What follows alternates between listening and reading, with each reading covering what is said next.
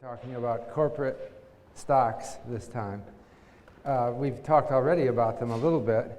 We talked about how people would set up a corporation and then divide it up into shares, and then the company grows and more shares are issued and some people sell their shares. It's a way of creating an organization that worked. We talked about the first real corporation with traded shares. That was the Dutch East India Company in the early, 1602. It was an idea that took hold and became a scheme for organization of business and has become extremely important around the world. I actually had my own personal experience. I've created 2 corporations in my life. First time it was one of my students here at Yale, Alan Weiss. Actually, he was not an undergraduate. He was getting an MBA from the School of Management. But he came to me after he graduated and said, I see that you create home price indexes. I'd like to start a company and sell them. Okay? And so he wanted me to advise the company. And then we decided to make it a corporation.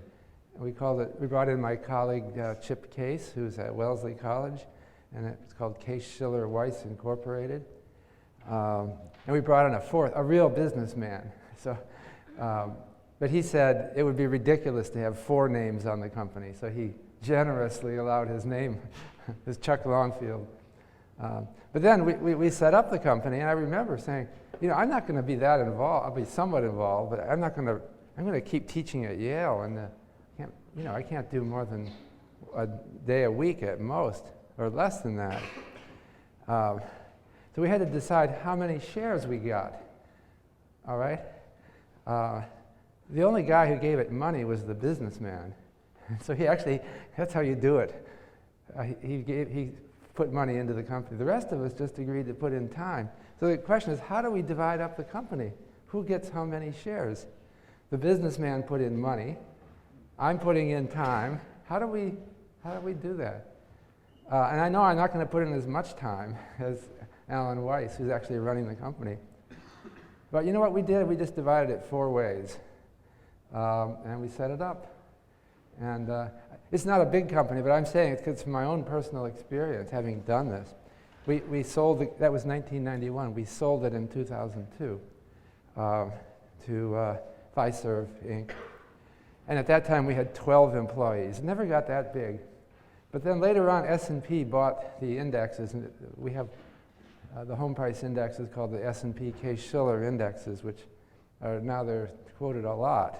So it was a success. It didn't get really big, but it was a success. One thing that I learned from this experience is an appreciation for lawyers, okay? Because I had never phoned a company before. I didn't know what kind of things would happen. It just all, incidentally, in dividing up the company, I think it was just fairness that we thought we'll all make our own contribution in our own way. We can't decide who's more important. But honestly, I didn't really care about the money. For me, it was just a new experience. It was kind of like we could all be in this together if we're all trying to make money and making something big. So it was just kind of a story for me that made it a little bit of an adventure. I was in it for the fun of it because I really don't feel like I need any money. I mean, I have a job, right? I don't aspire to a mansion or anything like that. But we just did it. It was fun. The reason why I appreciated lawyers is that they seemed to anticipate all of our conflicts. And they wrote things. We had a corporate charter, a long document, but it actually made sense because we did get into some conflicts. And this is what happens in a company. Somebody isn't working as hard as somebody else, and then some resentment develops. So what do? The salve is more shares, okay? If one guy is doing more than another, it gets brought up at the board meeting, and someone says, well, let's give this guy more. It's called a bonus, right? So we kind of discovered the wisdom of this system. And I think a lot of people around the world have discovered it, and that's why corporations are such an important component of our economy. So that's just my own personal story, but I wanted to talk about big and important corporations, not mine. But first I wanted to give you some sense of perspective on how important corporations are. Corporate stock, okay, as traded on stock markets. So I have data here from the World Bank, and that's the website. You can get all the countries of the world from it if you want. And the latest data they have is 2008. And for various countries of the world here, they have, or various regions of the world, they have the value of the stock markets, of the listed stocks in those countries, in trillions of US dollars. And they also have, that's this column, the trillions of dollars, they also have the fraction of GDP represented by the stock markets in that country. So you can see that the biggest stock market in the world is the United States.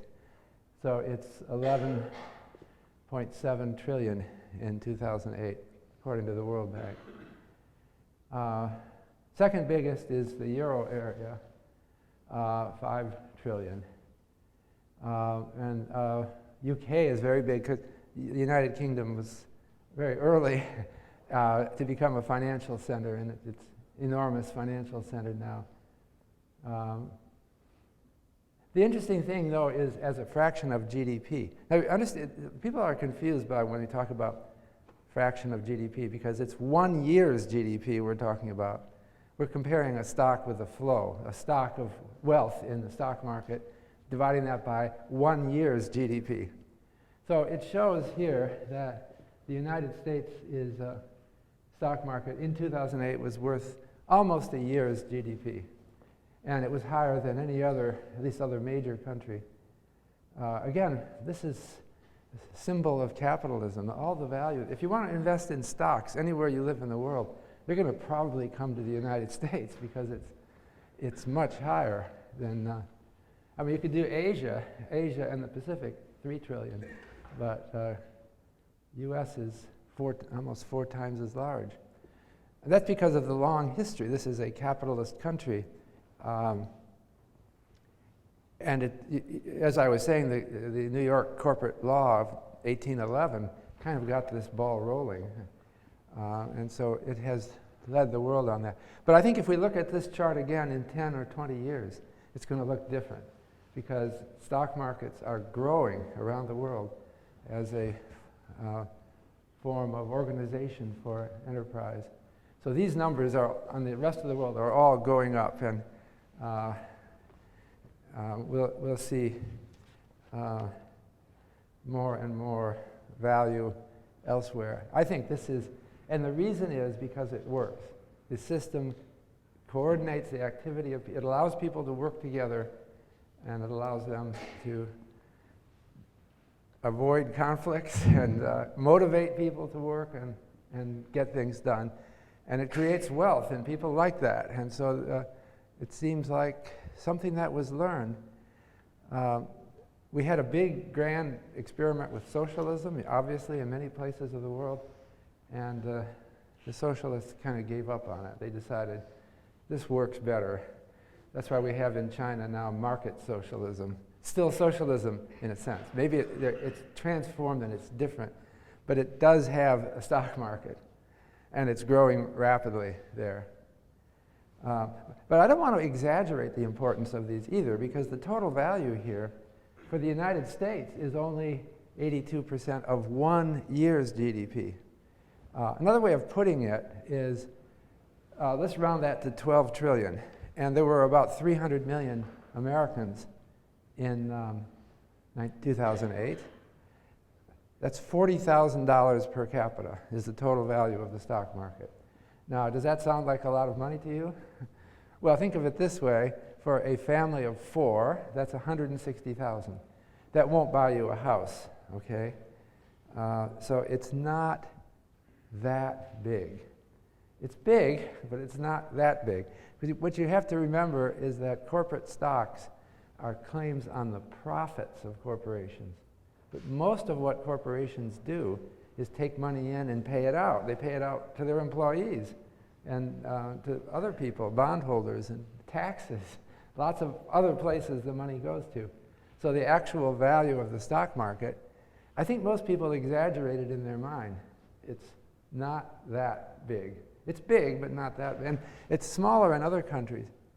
You might wonder, why is it that in Europe it's only 38% of GDP? That sounds funny, right? I mean, in Europe, they tend to do things on a, they're moving, I think, in the direction of more modern corporation with big exchange-traded corporations, but they often do things on a smaller scale still. So, for example, in Germany, you notice that often companies in Germany, after the end of their name, they have AG. That stands for Aktiengesellschaft, and it means stock market company. But others have GmbH. Do I have that capitalized right? Gesellschaft mit beschränkter Haftung. That means a family company, or it's a company that's not traded on the stock exchange. What we're looking at here are traded stocks. All right, and actually my company that I was just telling you about was never traded. So that's called private equity. If it's on the stock exchange, it's public equity, and it's if it's not traded, then it's private. So this is private, and this is public, and there are similar distinctions in other countries, but this is Germany. I just wanted to be clear about one thing, which the word equity. It has many different meanings, but the meaning that we have here is shares in a corporation. I was curious about how far back that term goes. That word equity, referring to shares, was not coined until, I think it was 1904, according to the Oxford English Dictionary. So, and it was American. It's an American term. It's now spread over the world. But we use equity. I'm trying to think, why do we call it equity? I think equity means equality and fairness, all right? And so what it means is each share is equal. I think that's what it means. We're treating people with equality. So,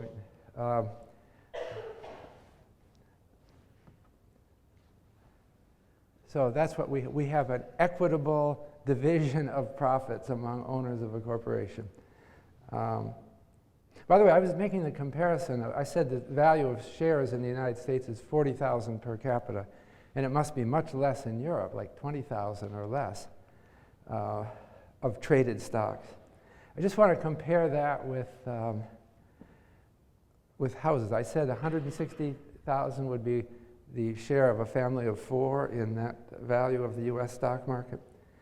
Actually, it is quite clear that the value of houses in the United States is greater than the value of the stock market.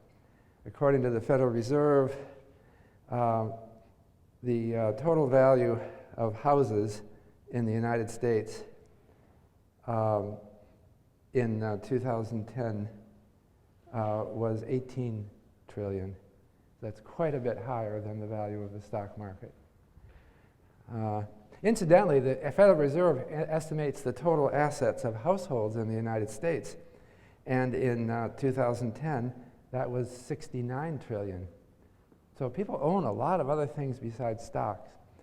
So I'm kind of minimizing the importance of the topic of my lecture because stocks aren't that valuable. We couldn't solve the poverty problem by redistributing the stocks among all the people. Suppose we did that, all right? Suppose we said, let's grab all of the stocks away from the wealthy people and let's just share them equally among the whole people. So some poor family would get $160,000. One time only, right? Remember, one time only. It's a stock. It's not a per year amount. So, you know, would that lift them out of poverty? Not if you have to live the rest of your life on $160,000. You'd still be in poverty. So the solution to poverty is not redistributing stocks. I think the solution to poverty is instead making these markets work better so that we produce more. Okay, so I'm going to talk about stocks and the different kinds of stocks and the laws of the stock market here today. And then I'm going to come at the end with a couple of examples of companies. I have an example of Xerox and Microsoft, both high-flying companies in their days.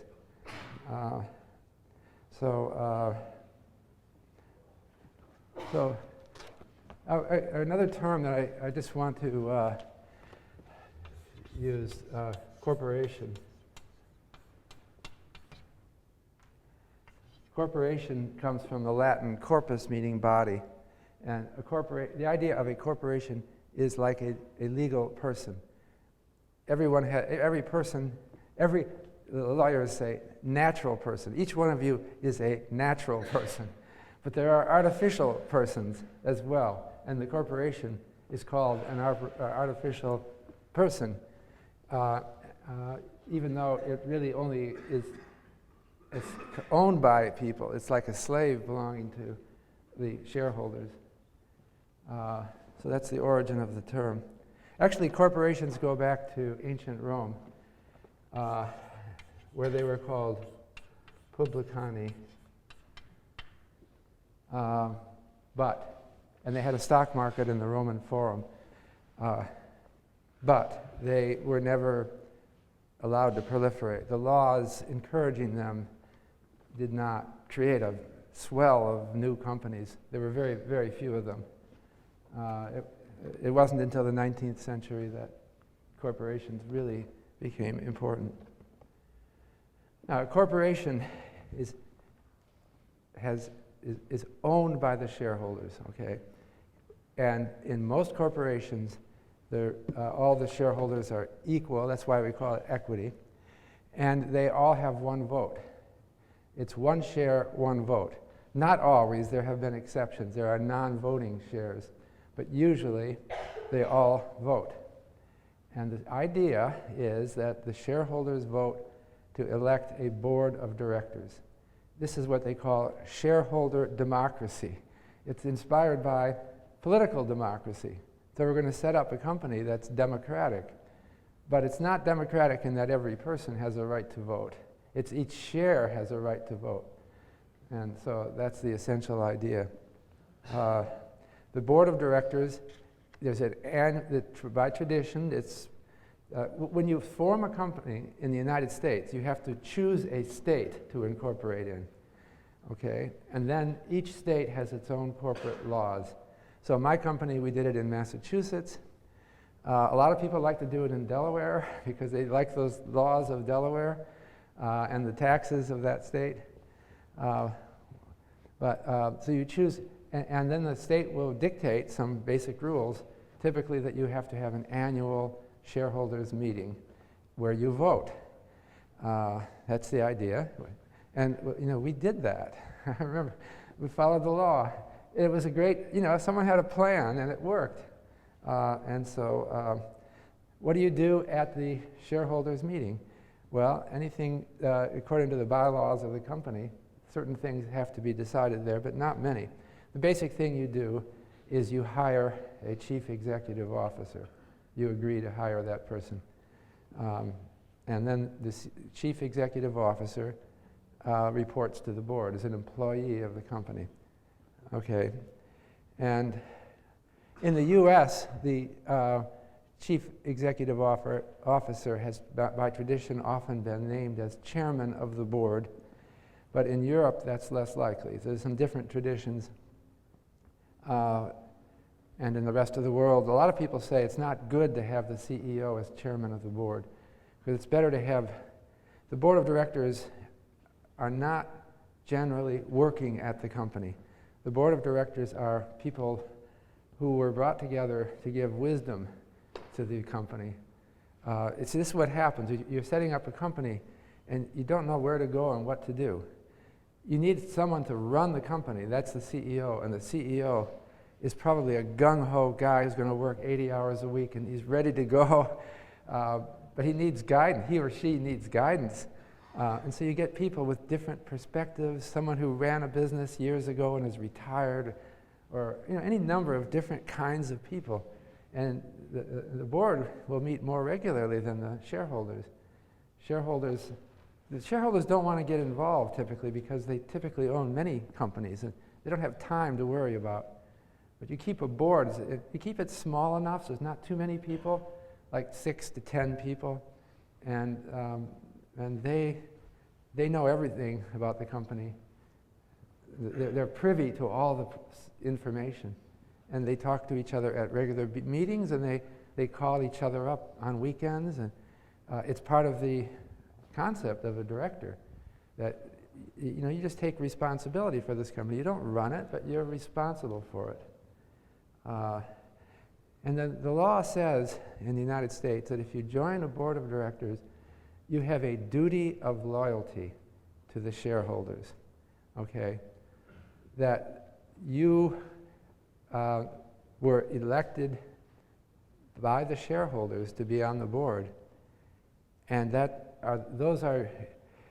you have a duty. You may not own any shares in the company. Typically you don't. And the board of directors is typically paid only, a member of the board is paid some token amount of money. You wonder why people do it.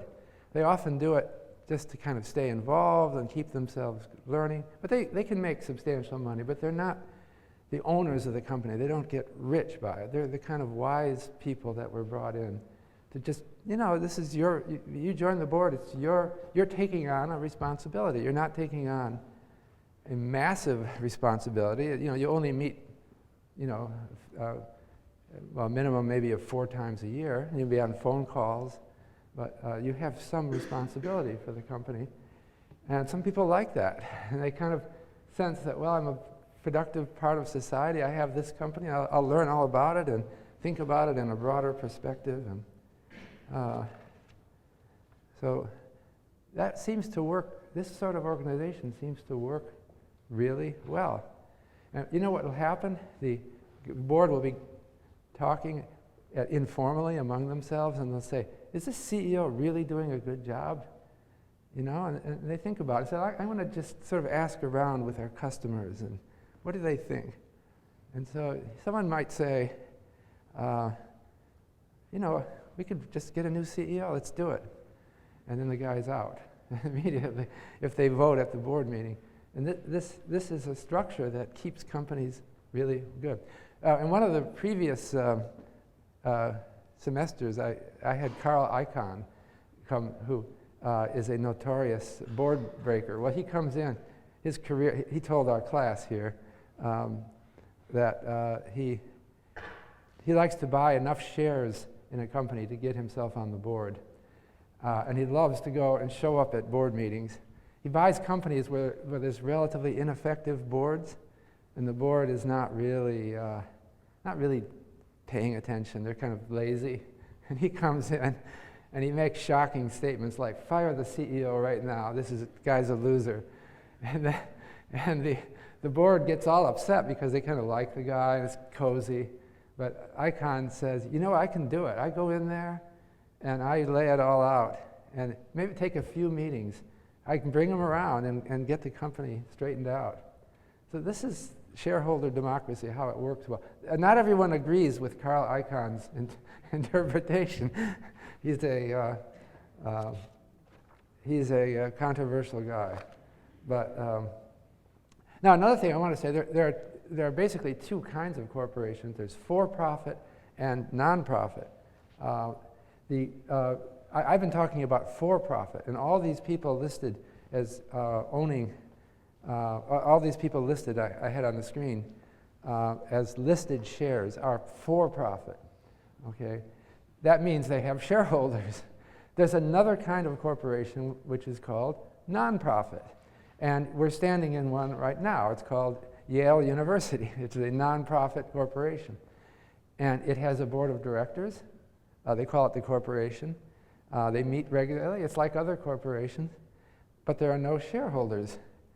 So how can that be? who owns Yale? Well, it's a person. Yale University, like other universities, is a legal person. And its rights are defined by law, and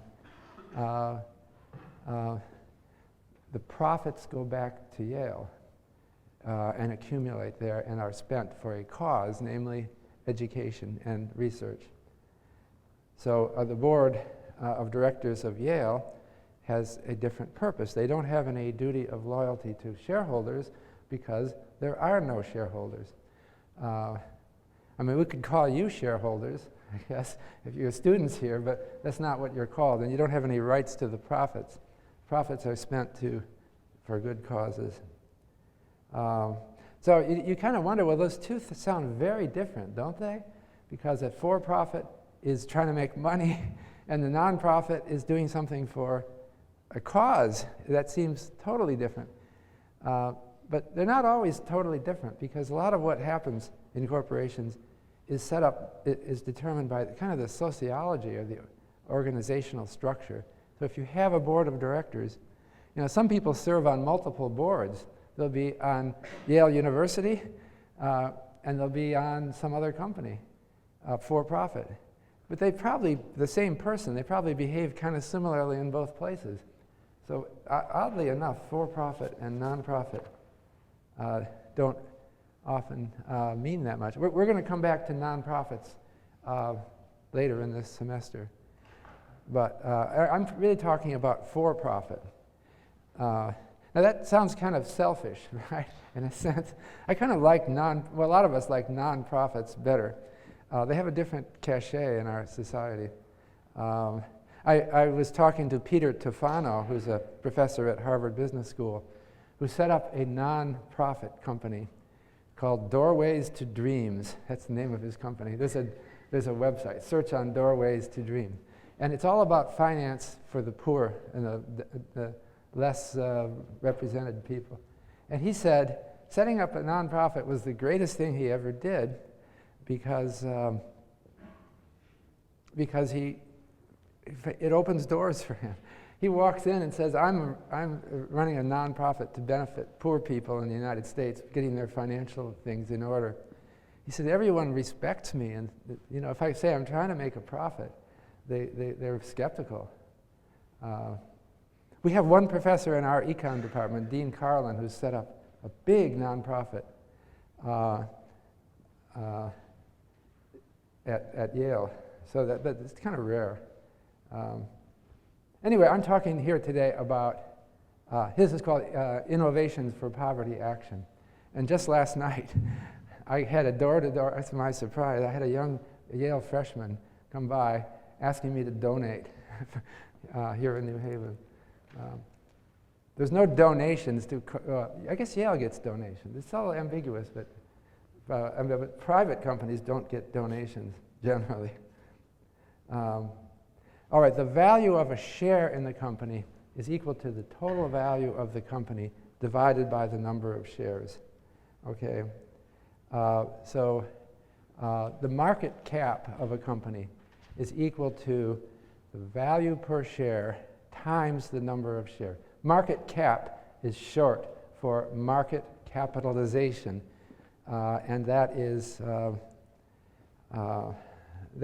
value of the company.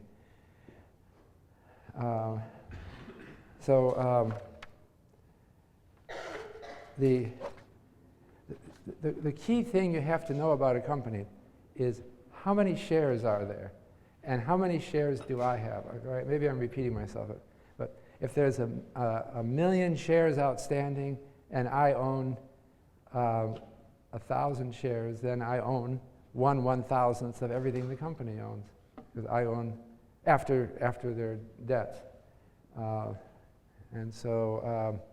But if there's 10 million shares and I own 1,000 shares, then I own only 1/10,000th. So you have to know the number of shares. The number of shares that you own is meaningless unless you know the total number of shares in the company. And all the different shares are treated equally. If they pay out any money to one shareholder, they've got to pay it out to all the other shareholders in proportion to the number of shares.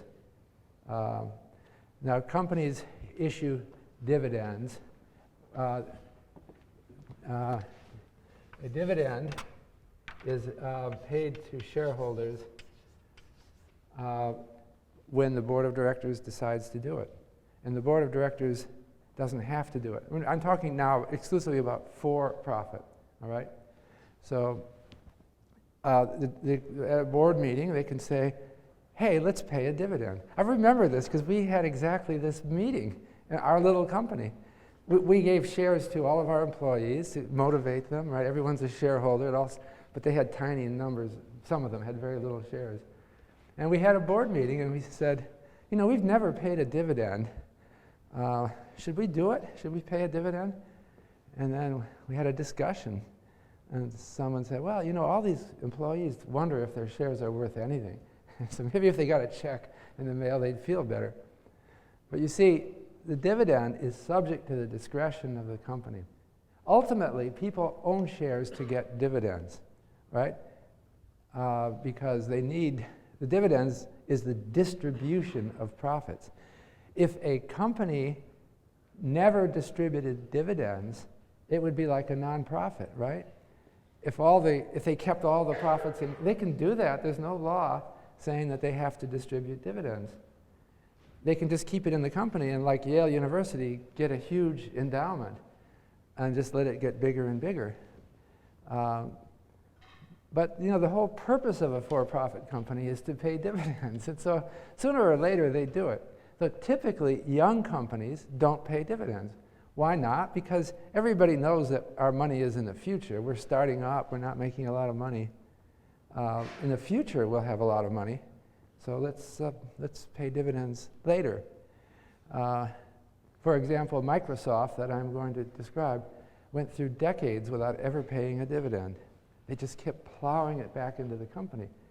Now, if you knew that they would never pay a dividend, then you wouldn't want to own Microsoft shares, but you'd think, well, eventually they're going to. And so that's why you own the company. But this is a very common misunderstanding. A lot of people think that you buy stocks because the price will go up, okay? Well, the price will go up only because people think there are more dividends coming. At least in theory, that's the way it should be. The price ought to be, and we'll question this later, but it ought to be the present value of expected future dividends. And so the true value of a company is entirely in the dividends. It seems a little funny because you think, well, the board of directors doesn't have to pay a dividend. And they could just get nasty and never pay it out. But remember, you elect the board of directors. And so if you're frustrated that our company is accumulating lots of money and it's not paying it out, I want the money, right? So I'm not going to vote for this board. I'll put Carl Icahn on or someone else. Pay it out. And then that's what happens. They start paying it out. When they pay out a dividend, the share price falls generally, right? Very simple. Why would the share price fall when they pay out a dividend? Well, because the company is worth less. They had this money and they paid it out. So it should fall by the amount they paid out divided by the number of shares, right? And companies do that routinely. When they declare a dividend, the price falls. That's called the ex-dividend price. And they show it in newspaper. Well, they don't do it. They used to show it in newspapers. Now it would be on the website. They put a little X by the stock price on the day after a dividend is paid to tell you that the price decline that you just saw is not anything to worry about. It doesn't mean there's bad news about the company. It just means they just paid a dividend. So the price routinely goes down by the amount of the dividend. It doesn't mean anything. Some stockbrokers have tried to alarm investors about dividend payment dates and mislead them. And some stockbrokers would say, why don't you buy the stock right now? Because if you buy it right now, you'll get a dividend. They're going to pay a dividend in 3 days. Hurry up and buy it, and you'll get the dividend. That's called selling dividends, and it's considered unethical for a broker ever to tell you that. Because, you know, it really doesn't matter. Because if you buy it later, you won't get the dividend, but you'll get the share cheaper. And it all comes out to about the same. So it doesn't, you don't have to worry about dividend payment dates because the stock price jumps down right after a dividend. So it doesn't matter whether you, except maybe some second order effects, it doesn't matter whether you buy before or after a dividend. All right, so you see the idea here. The idea of a corporation is we have these shares, and the shares are always saleable. So let's say 4 of us, young people, form a company, and then after a couple of years, one of us says, I got another job, I'm tired of this, I want out. And you say, fine, we'll buy your shares back. Okay, we agree on a price. So it's very fair and easy, so people can get in and out as they see. And the only people involved are people who want to be involved. And then you'll find some new person. You know, the 4 of us set up a company. There's some new guy who just heard of us, and you think, this is a great idea. I want in. So then you say, all right, we'll sell you shares in the company. But maybe the price has changed, right? When we started, we might have been worth a lot less. So the guy has to come in at a new price, and the price is changing every day. It makes very good sense. So moreover, if the company needs to raise money to go into business, so we've started a company, and we need to build a new factory, let's say, to expand our operations. Well, we can go out and issue more shares to buy the factory. You know, so we go to a stockbroker it's like a real estate broker who deals in markets for shares. I'm talking about a small company, so I'm thinking of a private company for which there's no stock market price. But the stockbroker can go out and say, I'll find a buyer. You know, I have various contacts. I know people who deal with wealthy individuals who are looking around for an investment. Maybe this person will buy some shares, and then you'll get the money. That's an alternative. That's called equity financing. That's an alternative to financing by debt. Your company could also go to a bank and ask for a loan, called a corporate loan, or your company could borrow money on the bond market by issuing bonds. You could go to a broker and say, we want to sell corporate bonds. But the difference of those is that it's at a fixed interest rate, and it's not a share in the profits. So equity financing tends to attract lively investors who take risks. See, if a company gets debt, then the debt leverages up the risk of the company, because you as a shareholder now are paid only after the debtors are paid. You own the value of the company, which is the assets minus the liabilities as a shareholder. But you've got to subtract off the liabilities. So companies have a choice of how to finance their operations. Typically, they start out with equity. I guess they could start out with debt as well, but in our case, of our little company, it was all equity at first. Then we got bank loans, and so we started to get leveraged. That's what happens. Big companies do the same thing. I like to talk about the simple company that you might set up with your friends because it seems so personal, and you can imagine doing that, right? And you can imagine the kind of conflicts that would happen. But these little companies have a way of growing really, really big. So I'm going to talk about a little company set up by Bill Gates and Paul Allen in 1975. Bill Gates was an undergraduate at Harvard, and he saw an opportunity, and he dropped out. He was right. He never got his Harvard degree.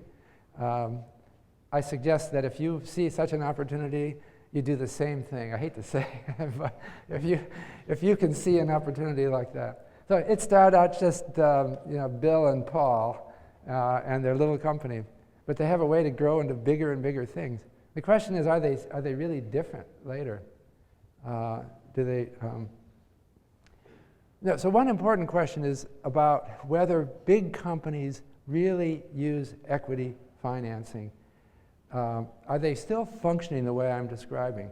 See, I set the idea of a company up as a structure that lawyers invented that allow people to work together and allow them to get in and out of the company.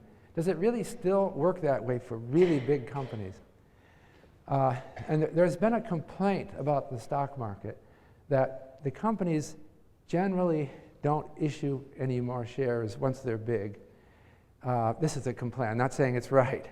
And that the stock market ends up as a market for existing shares. And see, the idea is the stock market, or are the stock markets of the world functioning to make capitalism work better? Well, I could say, well, they should be, because the price of a share in a company is an indicator of the value of the company, and it directs resources. I mean, people look at that price and they decide where to invest. But if they're not issuing any more shares, does it matter? I had a quote from Karl Marx here. You've heard of Karl Marx, the founder of communism. And he, in his book Capital, Das Kapital, his classic work, said, I'm quoting Marx, since property here exists in the form of stock, its movement and transfer become purely a result of gambling on the stock exchange, where the little fish are swallowed by the sharks and the lambs by the stock exchange wolves. Okay, that was Marx's view. But even in communist countries, that view doesn't seem to be holding sway anymore. The thing that lent some credibility to these theories is that it often seems that big companies don't issue many shares anymore. And I'm going to qualify that. But there was a very influential article written by Stuart Myers, who's a professor of finance at MIT. And that was in the Journal of Finance, 1984. And he said that, he gave some statistics. This was an influential article making it sound like shares don't really matter for big companies. He said, well, how do companies really finance their, how do they really finance their needs? And he gave data. This is Myers' data from 1973 to 1982. And he found that 62% of corporate financing needs came from, in the United States, retained earnings. What he's saying is companies, they didn't sell new shares. They just accumulated profits. And then when they had to build a new factory, they went to their own piggy bank and they bought the new factory or whatever it was they needed. And only 6% was equity issue. This is for the whole US stock market. And the rest was debt that they would borrow money for. So he said, so Stuart Myers said, you know, all this idea that stock markets function to allocate resources and the share market means something is really misleading. So what he proposed is what he called the pecking order theory.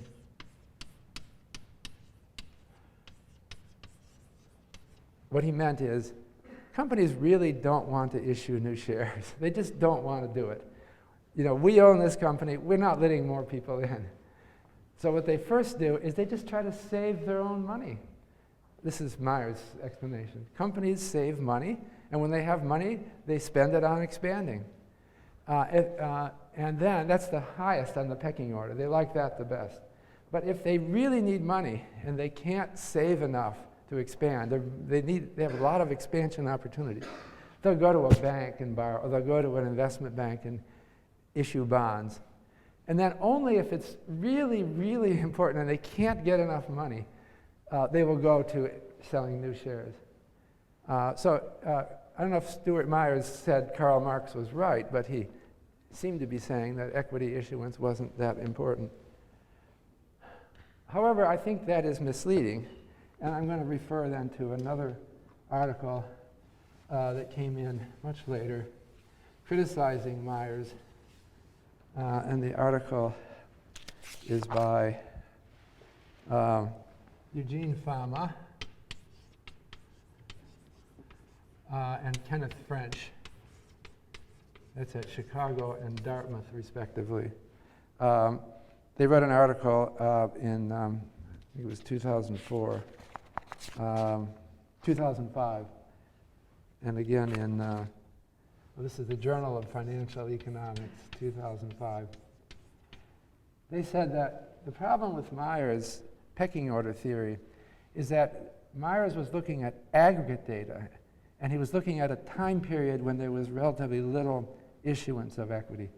Now, when Myers said only 6% of corporate financing comes from equity issuance, they were talking about net equity. That's total new purchases, new sales of shares by companies minus repurchases of shares by companies. And so it averaged out to be a low number. But in fact, as Fama and French point out, in the same year that Myers studied, from 1973 to 82, 67% of U.S. companies issued new shares each year. That's, and also, in subsequent years, the percent went up. From 1993 to 2002, it was 86%. So, they're all issuing shares, just that some are issuing and some are buying back. So I think that we should conclude that that companies really do use equity financing, and even big companies. And the stock market is important for the price discovery. I just wanted to remind you of the term dilution. Dilution refers to what happens when a company issues more shares. So imagine that you are showing up at a shareholders meeting and someone's saying, well, the board has decided to issue, let's say our company has 1 million shares outstanding. They've decided to issue another 1 million, okay, at $10 a share. And so what do you think about that? Well, if the company had 1 million shares and I owned 1,000 shares, then I owned 1,000th of the company, right? If they issue another 1 million shares, then there will be 2 million shares, and I'll own only 1/2000th of the company. So my first thought is, I don't like that. I owned 1,000th of the company, now I'm falling in half. But they would say, on the other hand, look, we're selling them for $10 a share, so the company will have $10 million to invest. So even though your fraction of the company has been diluted, the company is worth more. And then you have to decide whether $10 a share is a good enough price. Is it worth that? And so it's never obvious. You always have to consider dilution, because anything that expands the number of shares decreases your interest in the company. The opposite of dilution occurs when the company buys back its shares. And so that's repurchase of shares by a company. So a company can always do that. They can decide to go either way. If they need more money, they can issue shares, and if they want to get money back, they can buy. If they want to get money out, they can buy back shares. And these things are very common. There's statistics like what Fama and Trent showed for equity issuance, would show that repurchases are very common.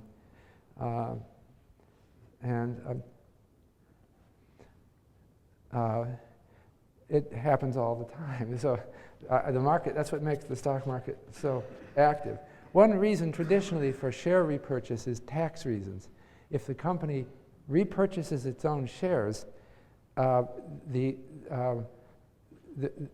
a company pays a dividend, that goes in as income for the shareholders, and it's taxed. It used to be taxed at a higher rate than capital gains, so there was an advantage to share repurchases. Instead of paying dividends, I should just buy back shares. And then the shareholders would have a better tax. They would be taxed at a more advantageous rate. But now the tax rate on dividends and the tax rate on capital gains is the same. But still, there's always going to be complicated tax issues. And so issues of taxation may still motivate some decisions about share repurchase. But you have to understand that it's getting money out of the company. And as a shareholder, if the company wants to send me a dividend, I say, fine, I've got money. If the company says, I want to buy some of your shares back, you say, fine, I've got money. I don't care, right? And so if they buy back 5% of all their shares, then the total number of shares goes down. My fraction of the company is the same, right? And I've got money. It's the same as getting a dividend. So you can be confused by these things. Dilution and repurchase are neither good nor bad. It depends on circumstances. And you have to look at the business and what's being done with the money. And I wanted to mention there's another kind of share called preferred. There's two. Well, I've been talking here about common stock. Common stock is the real ownership in the company. There's another thing, in other words, you take all the profits, they're the ultimate owners of the company. Nobody is above them in the hierarchy. But there's something close, it's considered close but different. It's called preferred stock. And preferred stock pays it has a set dividend.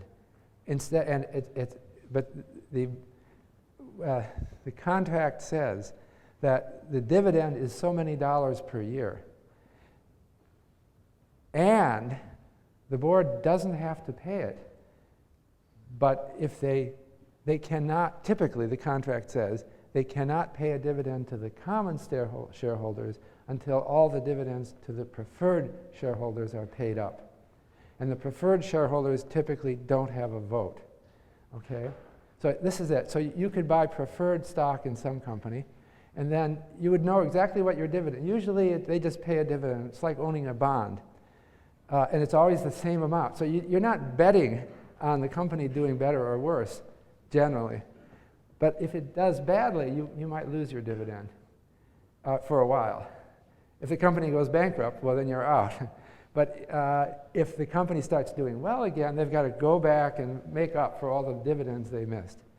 So preferred shares are safer than common shares, but they lack the upside potential. They're not as exciting as common shares. So when General Motors got into a crisis, the US government bailed out General Motors. What they did was to buy preferred shares in General Motors. So the US government was a preferred stockholder in General Motors. Why did the US government do that? Why did they buy preferred shares rather than common? Well, they now do have common shares as well. I think the government wanted to not be a stockholder, not to be a voter in GM. They wanted to keep their distance because this is America, it's a capitalist country. If the US bought common shares in General Motors, it's like nationalizing the company, right? The government would be on the board, they would have the votes. They just didn't want to go that far, so they bought preferred shares in General Motors. Later, General Motors got on its feet again and bought back the government's preferred shares. So the government is no longer a preferred shareholder in General Motors. Common is much more important than preferred. Okay. Now I'm going to talk a little bit about dividends. What determines whether a firm pays dividends? There's a famous article by John Lintner. John Lintner was a professor at the Harvard Business School and also one of the inventors of the capital asset pricing model. He wrote an article in, when was it? It was a long time ago, about why firms pay dividends. And since, remember, it's a judgment call by the board of directors. So he interviewed people who were involved in those judgments and asked them, why do you pay dividends? Why did you decide to pay a dividend of a certain amount? And he wrote a long article about this, and he found out that it was impossible to summarize everything they said. They said so many different things that, corporations are very complex, and there's a lot of different people who have different feelings, and we're trying to keep people happy, and you want the company to do well and be perceived well. So, but one thing he learned is that companies they think that that's our job, is to pay dividends. But when we're young, just like you don't have to earn an income now. You're young, right? Eventually, people are going to get fed up with you if you don't earn an income. So it's the same thing. As a company matures, it's part of life's passage. You start paying dividends, and you take pride that you're paying dividends and people are getting money out of you. You heard a lot of generalities like that. But what really decides? And one thing he learned from them is they told him, one thing we don't ever want to do is cut our dividends. Once we start paying a dividend, if we stop, it'll get a lot of attention, right? Well, it's like for you, right? You're young people, you don't have a job, nobody's complaining. You could go for a while like this and say you're still young, but once you start in a job and then you quit and become it looks bad, right? If you're 40 years old and you say, I'm just dropping out, looks worse than if you do it at your age. It's the same for companies. But once they start paying a dividend, they've got to keep paying it. Otherwise, people get angry. So that was one theme. But Lentner said, even that doesn't tell the whole story. So he tried to build a mathematical model of dividends. And the model that he came up with, which he then fit to the data and found that it worked very well, was that these boards of directors have a target payout ratio of earnings, basically. This is the bottom line, that they think they should pay out a certain fraction of their earnings because the shareholders will get mad if we're making a lot of money and we're not sharing it with you. So maybe we'll pay out half of our earnings, and the other half we'll keep as retained earnings so that we don't have to go out and issue new equity or borrow money. It all sounds reasonable. And then because they don't like to cut a dividend, they don't want to adjust upward quickly. If earnings shoot up, because if they go up and raise their dividend, then they might have to cut it if earnings go back down. So the model so this is the Lentner model, and it is that the dividends at time t, year t, let's say, minus dividends at year t minus 1 equals rho times a number tau, that's the Greek letter tau, times earnings per share minus dividend per share at time t minus 1. Well, plus noise. So, and tau is between 0 and 1. So they have some fraction of earnings that they want to pay out. And if earnings per share rise so that tau times earnings per share is greater than dividends, then they increase their dividends. And rho is between 0 and 1. That's the Lentner model. And he showed with the data that it pretty much summarizes what firms are doing. So they have a payout ratio out of earnings. They think that the payout ratio has been declining over the last century. It used to be typically 60, 70%. In 1900, shareholders were impatient with companies. They wanted to see the money. But they let them keep 30 to 40%. But now, we become more and more believers in the stock market, and we allow companies to do better things. I said I would talk about some examples. So examples of specific companies. So let me get back to my slides here. I wanted to start with Xerox. Xerox Corporation. You heard of it? You've heard of Xerox? It's still there. It exists. Xerox Corporation was founded in 1906, I think. Yeah, 1906. It wasn't called Xerox. It was called the Haloid Photographic Company. And they produced photographic equipment. But they had a big impetus forward when they met Chester Carlson, who was an inventor. And what Chester Carlson invented was a copying machine that used plain paper. They used to have copying machines going all the way back to 1906, but they were very expensive. It would cost you, to get a copy of something, a photographic copy, it cost you maybe $1 a page. It was extremely expensive for that time. But what Carlson invented was a dry copier. It used to be that what they had to do was take a photograph of the document that you wanted a copy of, and then process it through the different chemicals that they use. It comes out wet and you have to hang it out. That was expensive and inconvenient. But they did have copying machines. They just didn't work very well. But he invented this process that you could take any paper and put it through, plain paper, and it would come out hot and dry and cheap. So Xerox became an overnight success because they had a patent on Carlson's thing. And it became the glamour company of the 1960s and 1970s. So it was one of the nifty 50. People were very impressed with Xerox in its day. So Xerox means dry in Greek. It's a dry copier. And it was considered a high-tech company, moving forward rapidly. But then it suffered a problem. Do you know what the problem was? It was doing really well until sometime in the 1990s when another invention came. And it wasn't Xerox's, it's called digital copying machines, where they would scan in, the machine would have like a computer that would scan in the document and then produce a copy. And it had a lot of advantages over the Xerox copier.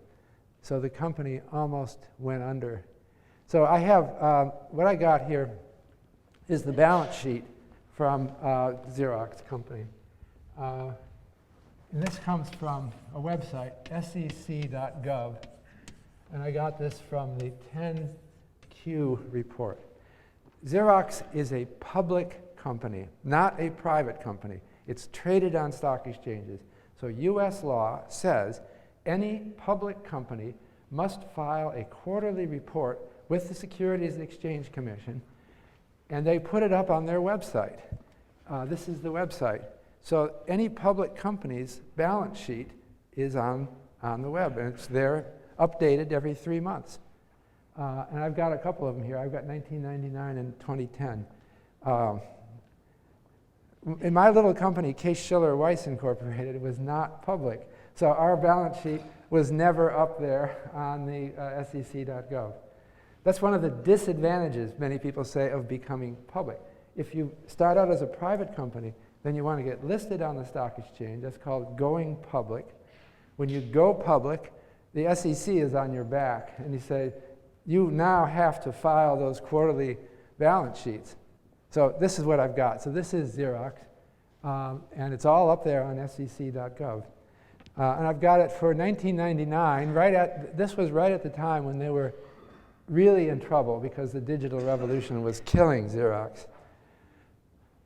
I just wanted to show a balance sheet of a company because there's two sides to the balance sheet. There's assets and liabilities. Assets are things the company owns. Liabilities are debts the company has. So this is one side of the balance sheet, but I've got it for 2 years. And everything is in millions. So Xerox had $126 million in cash in 1999, and they picked up. The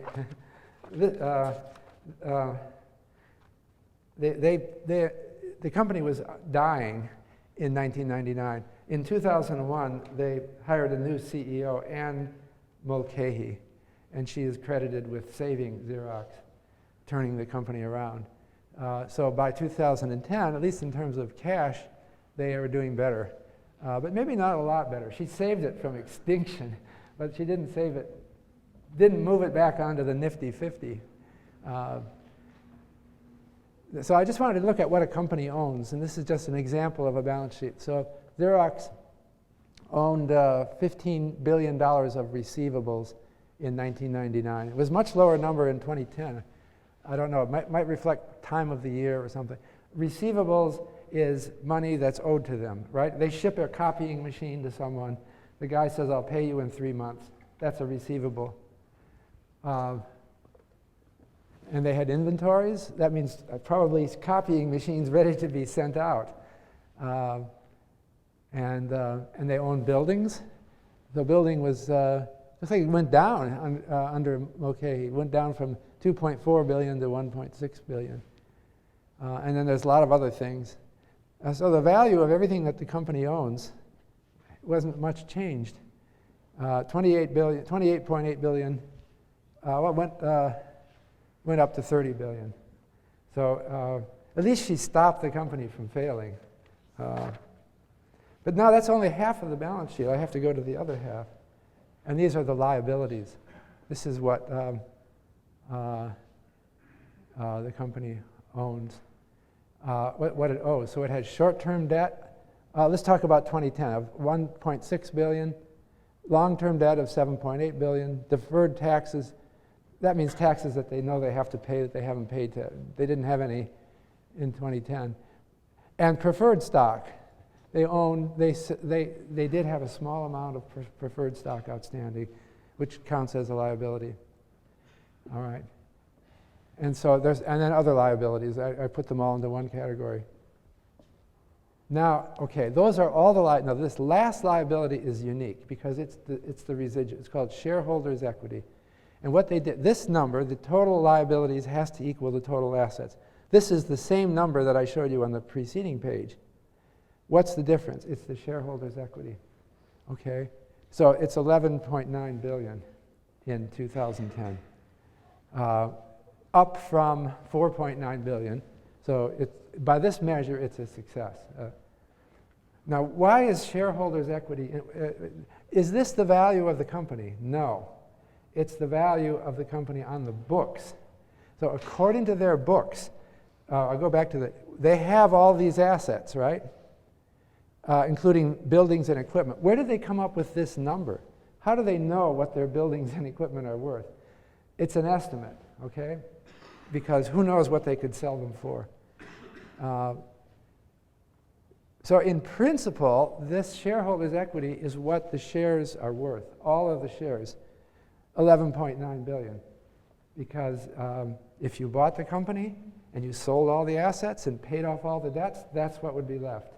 So you divide that by the number of shares, and you can get an estimate of the value of a share. But I say an estimate, it's not the same as the market value. In 2010, there were 1.4 billion shares outstanding in Xerox. The price per share of a Xerox common share in 2010 was $11.80. So if I multiply the number of shares by the price per share, the market cap for Xerox is $16.4 billion. Compare that with the shareholders' equity of $11.9 billion. So the company is worth more than its shareholders' equity. And you might ask, why would that be? Okay. Well, I think the answer is you wouldn't buy this company to shut it down, right? You could buy the company for $16 billion and then shut it down, sell off all the assets, pay off all the debts, and you'd have $11 billion. So that's a sign of Anne Mulcahy's success. Her company is not going to be shut down. If the stock price falls below the shareholders' equity, it becomes at risk for being shut down. Somebody buys the company and shuts it down because I can make money. If the company were selling for $5 billion, I might do that. Well, not me. Somebody who arranges these things could do that. So I buy the company for $5 billion. I tell everybody, you're all fired. We're going out of business. I sell it. I get $11.9 billion. I've doubled my money. All right? Now, a company can sell for less than the shareholders' equity because the shareholders' equity is kind of a funny number. It's also called stockholders' equity by some people. Same thing. It's a funny number because it involves all kinds of estimates. And you really try to sell that real estate for what it says here, you might find problems. So the value, the market cap can fall below, the market capitalization can fall below shareholders' equity, but probably not too far below. And this is what worries boards and CEOs. They watch their stock price every day, and they've got in their mind that shareholders' equity. And if the stock is falling below that, then they're in danger of liquidation. So they worry. And that's why every morning, if you are a CEO, you don't realize it, if you're a CEO of a public company, you will be watching your market cap every day and comparing that with shareholders' equity. So Xerox is an example of a company that's doing all right now. I'll show you its price. I don't have it all the way back to 1906, but this is the Xerox price per share, and it's corrected for splits and other special factors from 1977 to 2001. And you can see the incredible crash they took after digital copying came in. They were in the 1990s, they were soaring. They looked great. They must have been doing something right. But they had their heyday, and it's over. So Anne Mulcahy came in when the company was utterly collapsing. And I guess she's a success because it's not its former self. It's limping along. I wanted to tell you now about Microsoft. So that was founded in 1975 by two people your age, I guess. As of 2000, it had assets totaling $52 billion. And in the last 10 years, it's almost doubled it. So its assets are $92 billion. What does it own? Well, it has cash of about $4 or $5 billion. Short-term investments, a lot of short-term investments. $37 billion of short-term investments. This is a company that's doing well. It's not on the end of its life. And it has property. They have this nice campus in Redmond, Washington. They call it a campus. It's fun place. It's anyway, it's not that expensive. It's only, all their real estate now is only about $8 billion, and that's all of their computers and equipment. And then they own stock. They don't just own, this is really different from, Xerox doesn't own any stock. They're trying to limp by. They're trying to get back in stride. Maybe they have gotten back in stride. But they've got $10 billion in the stock market, other companies they own. So they own all sorts of stuff. This is a company that didn't pay a dividend until recently. And it's, Bill Gates and Paul Allen were still there running it. And maybe there's a little bit of truth in this pecking order model. They just wanted to save their own money. And they thought their shareholders would understand that Microsoft is doing so well. Are you really expecting us to pay your dividend out? We have all these opportunities. So we'll keep the money. And people had enough faith in these guys to let them do it. So by this account, the total assets of the company were $92 billion. But we have to look at liabilities. Remember, the shareholders' equity subtracts off liabilities. So here are their liabilities. They have some income taxes that have to be paid, but this is just, it's only $1 billion. That's like small change, right? It's because of some timing effects. Accounts payable, this is some money that they owe. They do owe money because every company delays paying their bills for a little while anyway, so they have something. Unearned revenue is revenue that they've typical cases, they've sold a Windows system, they've got the money, but they really haven't completely earned it yet because you're going to be calling up with complaints, and they're going to have to do things in the future for the revenue that they've already earned. So they count that as a liability. They didn't have any debt in 2000. This is strange, right? But I think they were making so much money. Why should they borrow? For some reason, it's now up to about $10 billion, according to, I can't explain that. And so, all right, you add all these up and subtract them from $92 billion, and their shareholders' equity is $48 billion. So they're doing pretty well. They're much bigger. But is that the way to measure Microsoft? Okay. This is a measure of the value of Microsoft. It's really the liquidation value of Microsoft. So you could imagine buying Microsoft and then selling all those assets, shutting it down, firing everybody. Would that be a smart thing to do? You fire everybody, you sell the Redmond campus, you sell all of their computers, and what do you end up with? $48 billion. Well, let's compare that with the market cap of Microsoft. They have 8,497,000,000 shares outstanding. And the price per share at the end of 2010 was $26. So the market cap is $221 billion. So that's over 5 times their shareholders' equity. That means that they have some other value. I think I'm running out of time. This is a plot of, it's interesting what happens in the world. This is my last, I'll stop with this. This is the price per share of Microsoft. I should disclose, I'm now a shareholder. I wish I were a shareholder back then. Nobody believed it. This only goes back to '86, but the company, maybe it was private. I forget when it went public, so we don't have prices. But then we have prices in '86. It really had a run until 2000. And then something broke with Microsoft as well. It looks a little bit like Xerox, doesn't it? I think it was the end of the high-tech bubble. This was a bubble in tech prices, and Microsoft rode the bubble. But it's still doing very well. It's just not going up lately. Anyway, this is an example. We're going to talk about real estate. The other asset class that I mentioned is even bigger than the stock market in our next lecture on Wednesday.